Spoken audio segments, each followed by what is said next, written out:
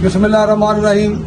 अल्लाहुम्मा सल्ली अला सय्यिदिना मुहम्मद व आलिहि व इतरतिहि बिदादे कुल्ले मन मिल्ला का अस्तगफिरुल्लाह अल्लज़ी ला इलाहा इल्ला हुवा लय्युल क़य्यूम तूबा इलैहि या हय्यु या क़य्यूम बरहमतिक सगीस।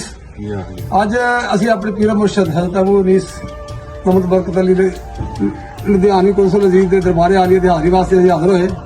रस्ते च साडे भरा निक्के वीर दा सोहणे जे वीर दा डेरा हुंदा ते असीं इन्हां नूं जिन्ना जे जानदे हां जे वापसी सलाम ना करिए सानूं मज़ा नहीं आंदा। साडा दिन बड़ा औखा लंघदा, साडा महीना बड़ा औखा लंघदा, साडी दिहाड़ी बड़ी घड़ी बड़ी औखी लंघदी। बड़ा प्यार करदा भरा साडा। अज असीं जिहड़ी 16 तारीख कहदे सी ना सानूं सिक्खां ने विखाई सी, इस भरा दी दुनिया सारी आशिक हो गई है।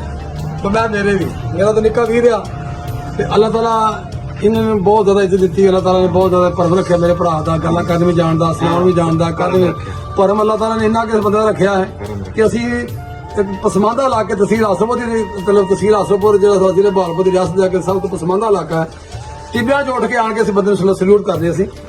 जनाब तुहाडा गल करन दा अंदाज, लोकां दे मसले मसाइल, लोकां दे दिल दीयां गल्लां कट के बाहर रख के दुनिया सुणाउंदे तुसीं।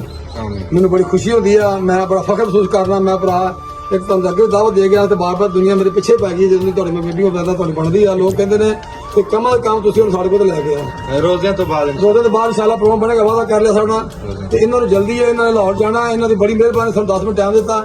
मैं इन्हां दी सल्यूट पे फेर करना ते साडे वास्ते दो खलोते रहे, गड्डी चों निकले साडे वास्ते बाहर आए ने।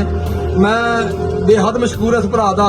साडे वास्ते दुआवां भी, इहदे वास्ते दुआवां खास तौर ते साडे भरा ने ते जिंदा सोहना है ना, उन्हां दा अखलाक सोहना है ना, उहदी गल सोहनी है, उन्हां दा मुंडा सोहना है। इहदा जायज़ चाहांगे।